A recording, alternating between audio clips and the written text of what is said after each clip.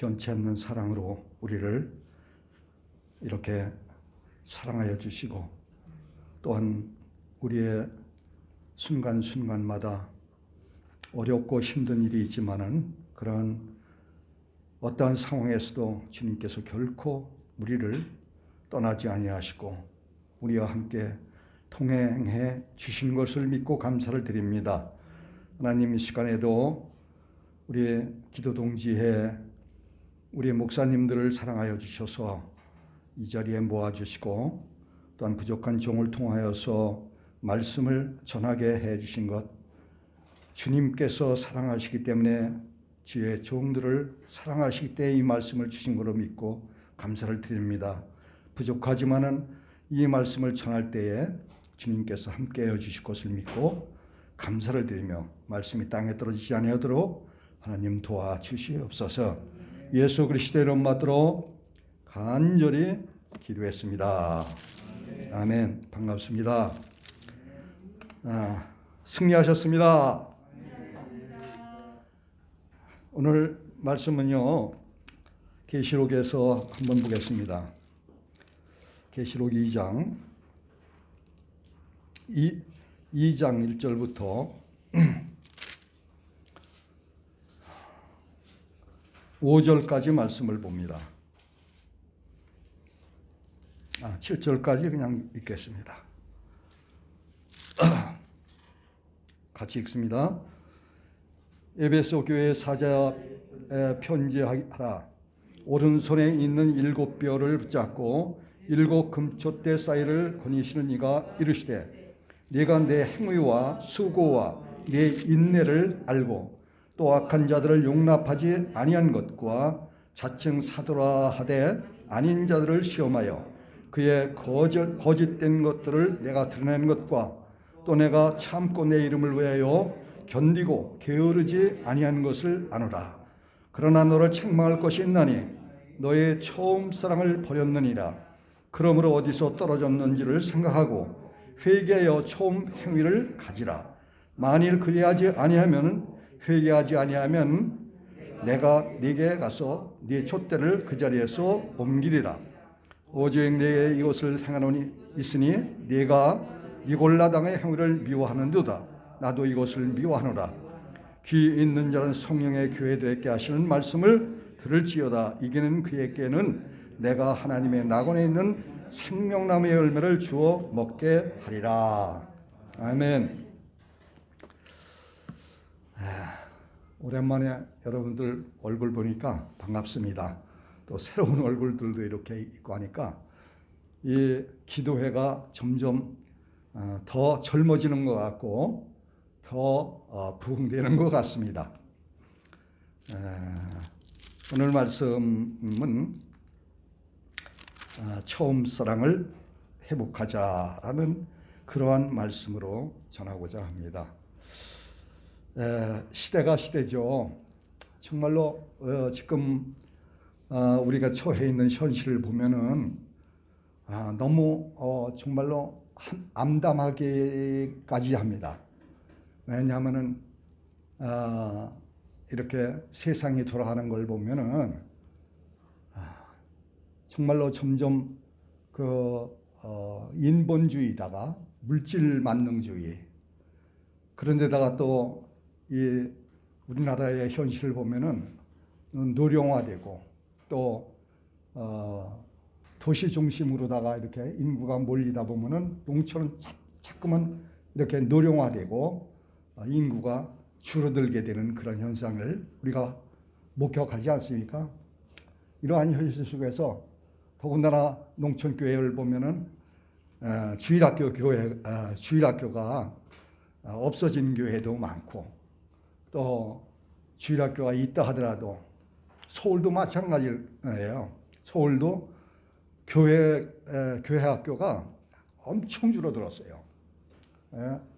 몇몇 교회만 좀 부흥된다고 그러는데 뭐 옛날에 비하면 엄청 줄어들었죠. 어린이들이 없으니까, 적으니까. 그런 현실을 우리가 그런 현실 속에서 살아가고 있는 것이 저희들의 지금 현주소입니다.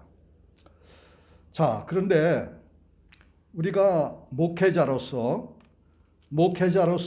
이러한 소위 악한 시대, 마지막 말세에 살아가는 그러한 상황 속에서 목회자들이 과연 어떻게 이것을 갖다가 바라보고 또 어떠한 대처를 해야 되느냐, 이런 것들이 우리에겐 참으로 중요한 것이죠. 어려움은 어려울수록에 더욱더 주님을 바라보고, 어려움은 어려울수록에 주님께서 또 하시는 그 방향을 갖다가 찾아가는 것, 그게 우리에게는 참 중요하다고 봅니다.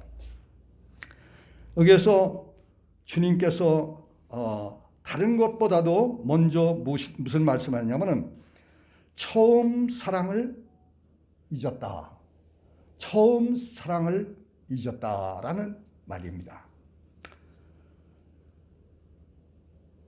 물론 저와 우리 목사님들 예수 믿고 또 신학을 하고 목회를 시작하고 할 때 보면은 정말로 불타죠. 그냥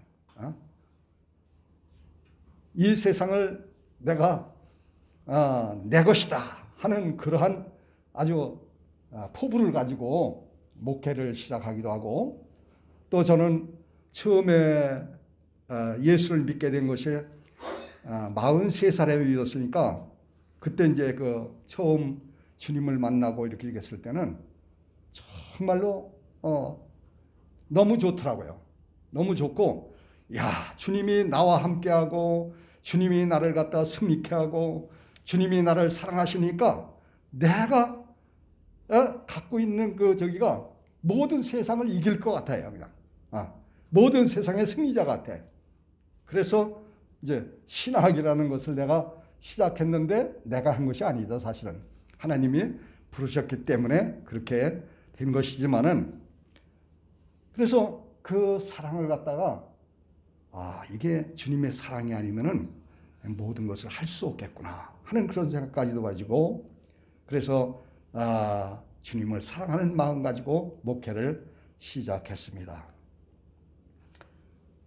근데 제가 성경을 읽으면서 또 목회를 하면서 목회 말미에 가장 내가 느꼈던 것이 뭐냐면은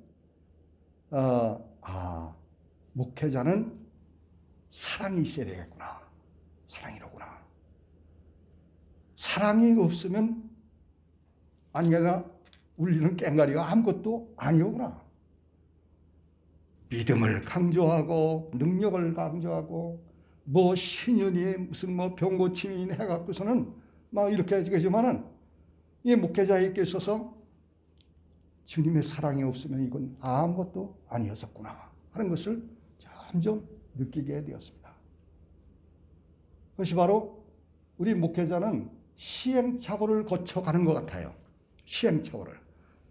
점이 완벽해지지 못하죠. 그러나 점점 시간이 가고 목회를 하면 할수록에 그 시행착오 속에서 점점 주님의 마음을 알아가고 주님의 뜻을 헤아리게 되는 그러한 과정 속에서 어떻게 보면은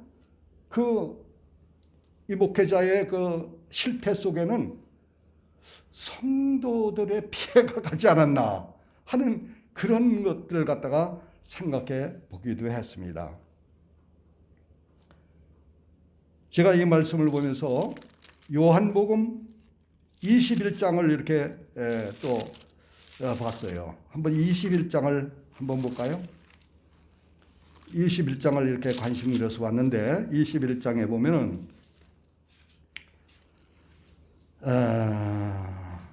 21장 15절 우리 잘하는 말씀 하나 더 보겠습니다. 같이 읽습니다. 그들이 조반 먹은 후에 예수께서 시몬 베드로에게 이르시되 요한의 아들 시몬아 네가 이 사람들보다 나를 더 사랑하냐 하시니 이르되 주님 그러하나이다. 내가 주님을 사랑하는 줄 주님께서 아시나이다. 이르시되 내 양을 먹이라. 이게 이제 쭉 내려가면은 주님이 3번씩이나 이렇게 물으시죠. 3번씩이나 네가 나를 사랑하느냐? 이건 베드로 한 사람에게만 묻는 것은 아닐 것입니다. 제자들에게. 그러니까 주님이 이제는 떠나시고 십자가에서 죽으셨다가 부활하신 후 이제 승천하기 직전에 예수님이 제자를 모아놓고 하시는 말씀 중에서 다른 말씀보다도 이 말씀을 하시는 거예요. 네가 나를 사랑하느냐? 목회자, 병기라, 네가 나를 사랑하느냐? 내 양을 먹이라. 주님이 나에게 당신의 양들을 갖다가 맡겨주셨는데 맡겨주실 때에 주님이 나에게 물으셨을 거란 말이죠. 네가 나를 사랑하느냐? 네, 주님 아시죠? 제가 주님을 사랑하죠. 그럼 내 양을 쳐라. 내 양을 먹이라. 이렇게 말씀해서 우리가 여기 오늘날까지 온 거 아닙니까? 우리 사랑하죠. 주님을 사랑하죠. 근데 이 사랑이라는 게 부엌배기 모양 말뚝박아놓은 거 모양 있는 게 아니라 이 사랑이 사실은 이 오락가락 하는 거예요. 왜? 목회 현장을 이렇게 하다 보면은 그 현장 속에서 일어나는 일들이 너무 우리를 괴롭히거든요. 너무 스트레스를 받고 너무 힘든 거예요. 그런 때가 많죠. 좋을 때보다도 어렵고 힘들 때가 너무나 많은 거예요. 그래서 저도 저쪽 간인에서 목회할 적에 거기서 14년을 했는데 거기서 할 적에 한 4번인가를 갖다가 때려치려고 그랬어요. 그리고 여기 아니면 다른 곳에는 목회할 수 없느냐 해갖고서는 교회를 옮기려고 엄청 이렇게 해주겠는데 그게 안 되더라고요. 이게 안 돼요. 마음대로 안 돼요.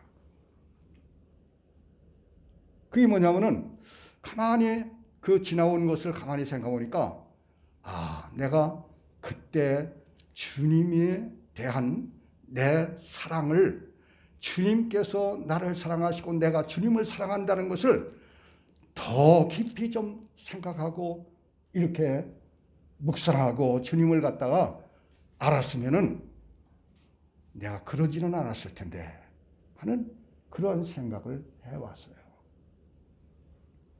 그렇습니다. 주님은 무엇보다도 먼저 우리 사명자들인 목회자들에게 네가 나를 사랑하느냐? 네가 나를 사랑하느냐?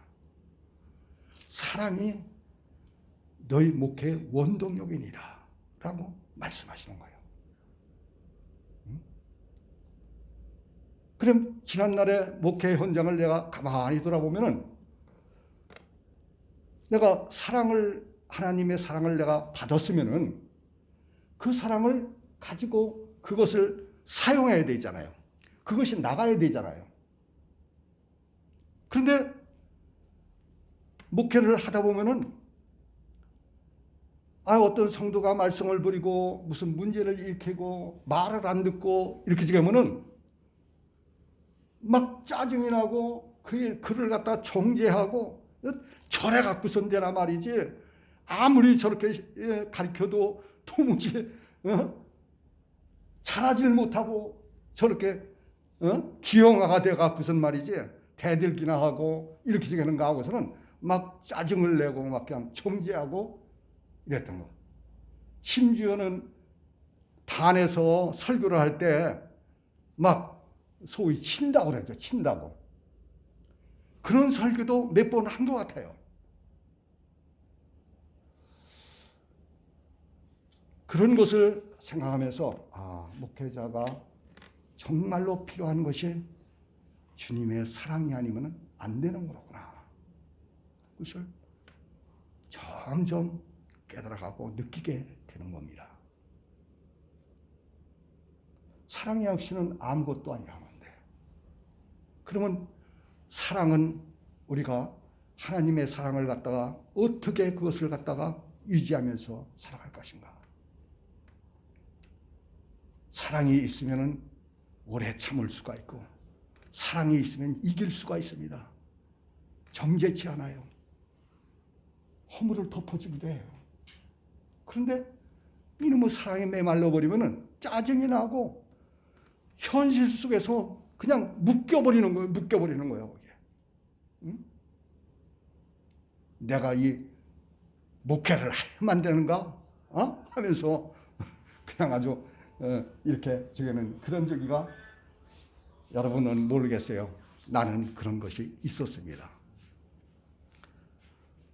자, 그런데 이 사랑의 본질을 가만히 보면은 사랑은요, 자꾸는 만나고 싶어요. 사랑하는 여인을 갖다가 만약에 내게 있다면은 그 사랑의 상대자를 갖다가 자주 만나고 싶어요.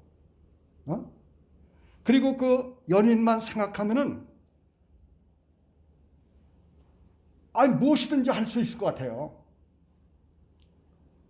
제가 결혼하기 전에 나 혼자 이제 뭐라 그러죠? 그 상대는 생각지도 않는데 짝사랑. 짝사랑을 했는데 그 짝사랑 할 때에 내가 저 여인만 내가 저 여자만 나를 좋아한다면은 내가 뭐든지 할 수 있겠다. 뭐든지 주고 싶다.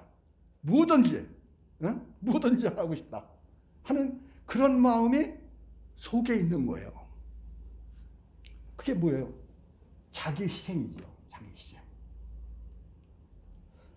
사랑에는 그런 속성이 있는 것 같습니다. 만나고 싶고 보고 싶고 그 생각만 해도 좋고 이런데 여러분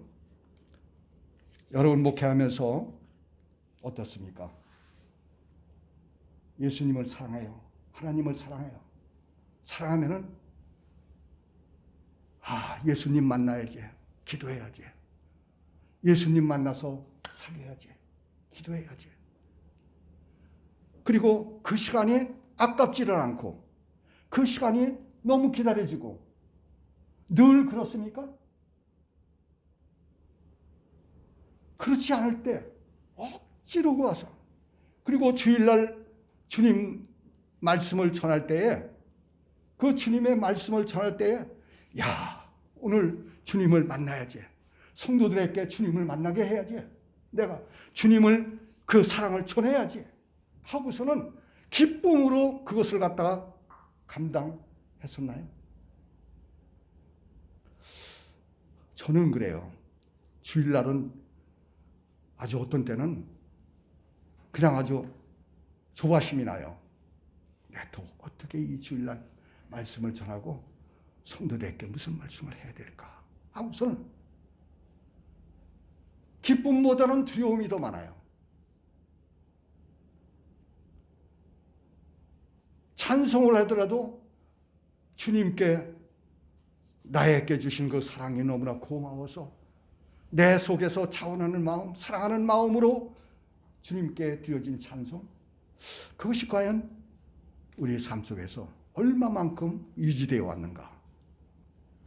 그런 것들을 생각할 때 너무 부끄럽습니다, 저는.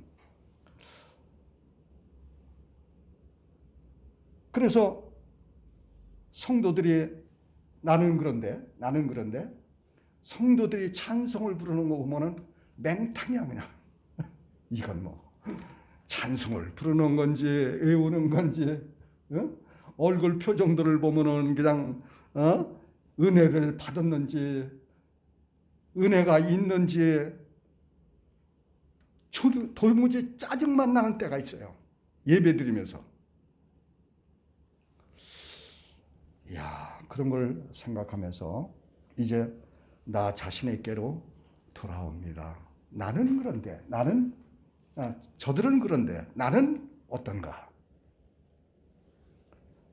사랑이라는 건 그렇습니다. 사랑은 내가 만들어서 하는 거 아니죠. 우리 목회자는 전적으로, 목회자들 뿐만 아니라 성도들은 전적으로 주님으로부터 오는 사랑을 받은 자가 사랑을 하게 되는 거죠. 내가 만들어내는 사랑은 아니에요. 주님으로부터 받아야만 사랑이 나가는 거예요. 그러면 누가 먼저 받아야 됩니까? 목회자가 먼저 받아야 돼요. 목회자가 항상 은혜 충만, 사랑 충만으로 있을 때 비로소 그 사랑의 은혜가 성도들에게 내려가는 거죠. 근데 나는 내가 먼저 나를 보고선 짜증내는 게 아니라 성도들을 보고선 짜증을 내는 거예요. 이건 뭔가 잘못된 거 아닙니까? 주님이 오늘도 말씀하지 않습니까? 네가 나를 사랑하느냐? 내 양을 쳐라. 내 양을 먹이라. 이렇게 말했어요. 그걸 제가 잊어버린 것 같아요. 잊어버린 게 아니라 몰랐던 것 같아요. 목회는 사랑으로, 주님께서 주시는 그 사랑으로 내려보내야 되겠구나. 그래서 주님이, 그러니까 어린 양의 주인은 누굽니까? 하나님이시죠. 여호와는 나의 목자시오. 말씀했던 것 같이 양들은 바로 주님이 기르시는 양이란 말이죠.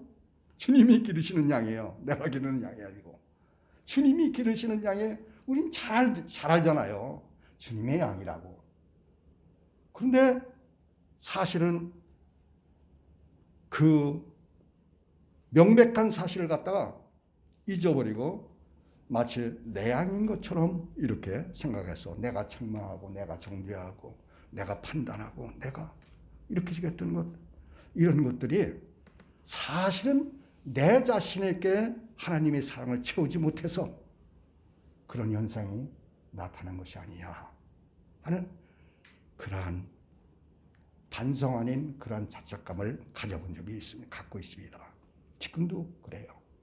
지나놓고 보니까 내가 그래도 주님을 위해서 이렇게 힘쓰고 지겠는데 주님께서 인정하시겠지. 가만히 말씀을 들여다보고 지금 보니까 내가 잘못한 것이 너무나 많고 내가 부족한 것이 너무나 많았던 건 이걸 시인하게 되었습니다. 네가 나를 사랑하느냐 이렇게 물으신 것. 그분은 이 목자, 그러니까 양들을 갖다가 어떻게 보느냐면은 이 말씀 가운데서 한번 보시면은 네가 나를 사랑하느냐? 내 양을 치라라고 했습니다. 내 양을 치라. 그러니까 주님하고 양하고 동격에다 놨어요. 동등대요. 그러니까 주님은 온전히 양한테 관심이 있는 거예요. 관심이 거기에 있어요. 양들에게. 그래서 내 양, 나와 양이 같은 동격이에요. 그만큼 주님은 양에 대한 관심을 기울이겠다는 말이죠. 그래서 주님께서 그랬죠. 적은 소자에게 한 것이 내게 한 것이다 라고 이렇게 말씀하셨지 않습니까? 적은 소자, 보잘것없고 우리의 안목으로 다 별 볼 일 없는 그런 힘없고 어린 양이라도 저 구석에 정말로 헌금도 적게 들고 잘 알지도 못하고 말도 안 듣고 이렇게 되는 보잘것없는 그런 양일지라도 바로 그 양은 주님과 동등되게 그 소자에게 한 것이 내게 한 것이다 라고 이렇게 말씀하셨다면 우리가 생각하는 그 관점과는 조금 차이가 있는 것 같지 않습니까? 그 관점을 주님의 관점대로 보지 않고 내 관점대로 목회를 했던 것이 아닌가, 그런 생각도 해봤습니다. 여러분, 우리는 주님께서 우리를 사랑하시기 때문에, 그리고 우리가 주님을 사랑했기 때문에 주님께서 우리에게 양을 맡겨주셨습니다.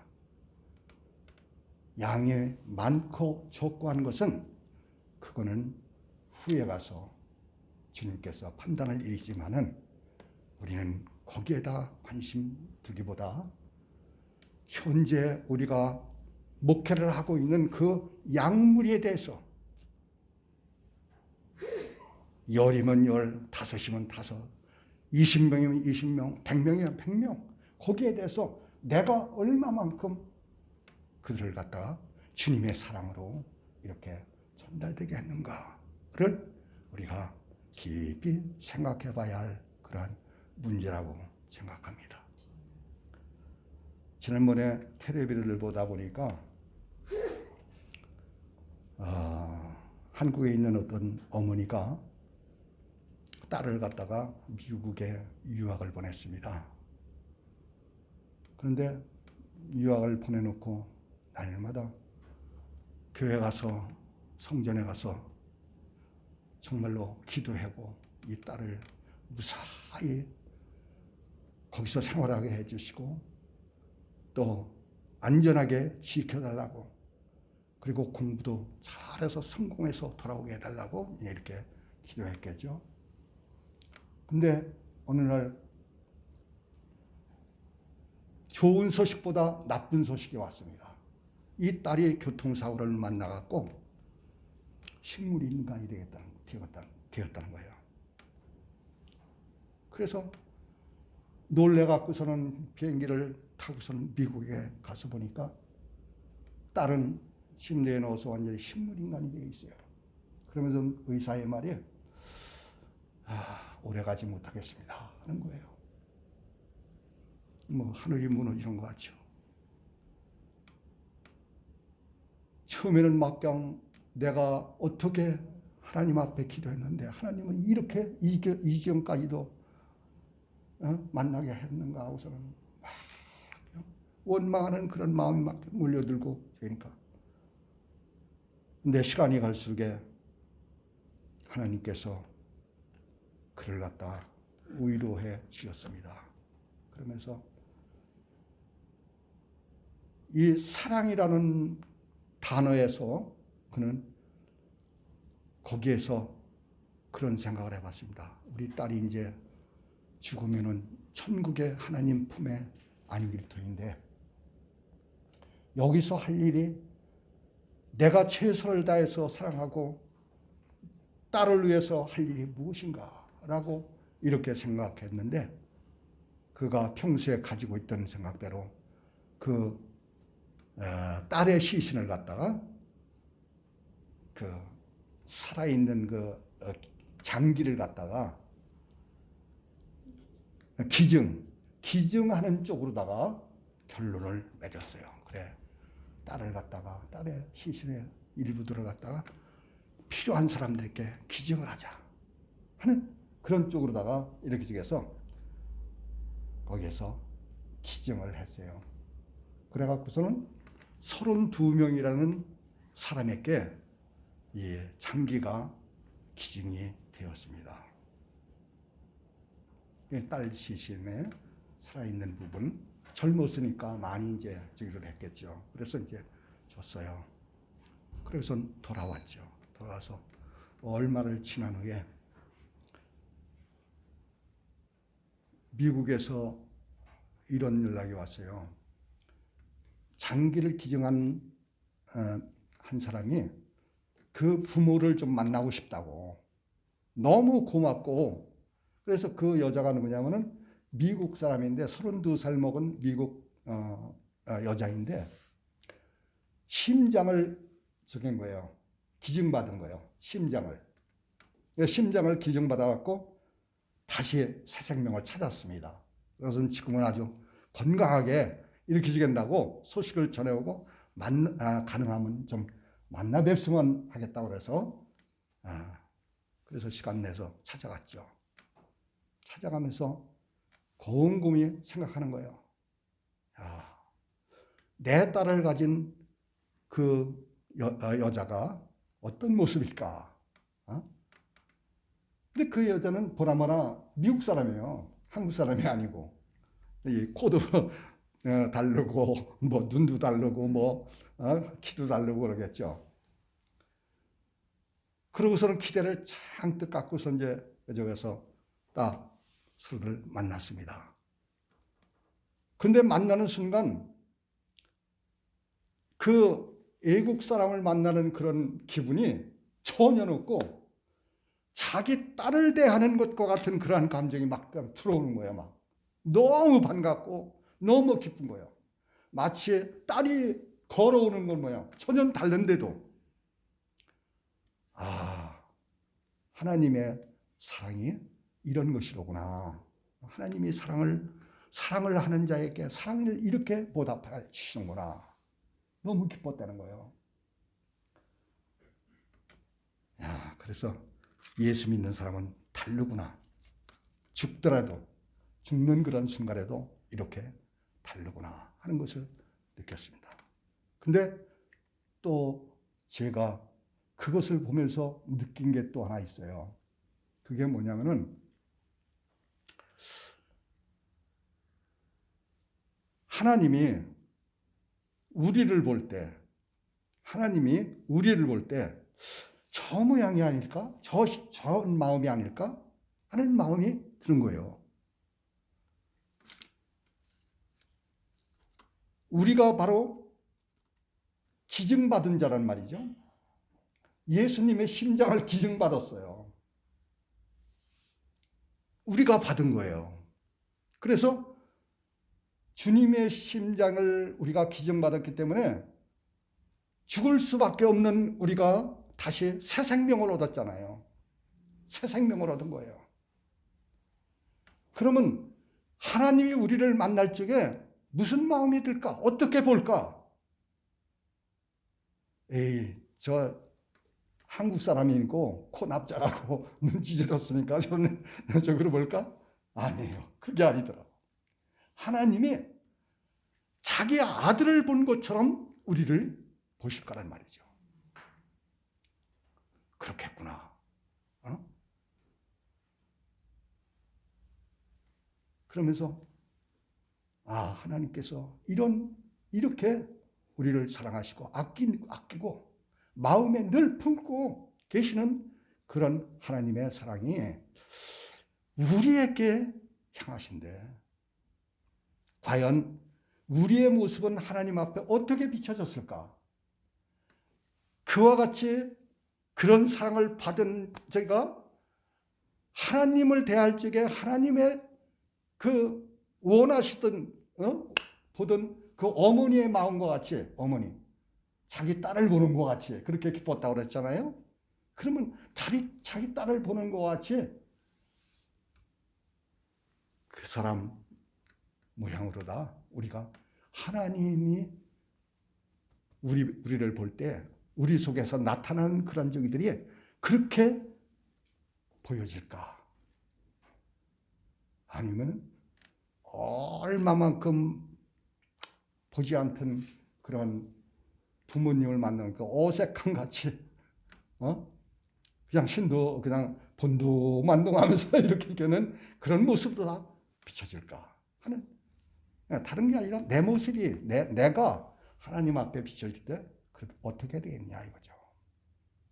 늘 기뻐하고 항상 기뻐하고 감사하고 그리고 하나님의 것을 갖다가 하나님의 전적인 당신의 것을 갖다가 내게 맡겨주신 그분을 내가 얼마나 기뻐하고 그분을 사랑하고 그분을 반겨하는 그러한 적으로 살아가고 있느냐 이거죠. 그랬을 때 정말로 제 자신이 한심스럽더라고요. 너무 부족해요. 너무나. 왜냐하면 우리는 목회자 아닙니까? 다른 성도들보다도 더 성숙해야 되잖아요.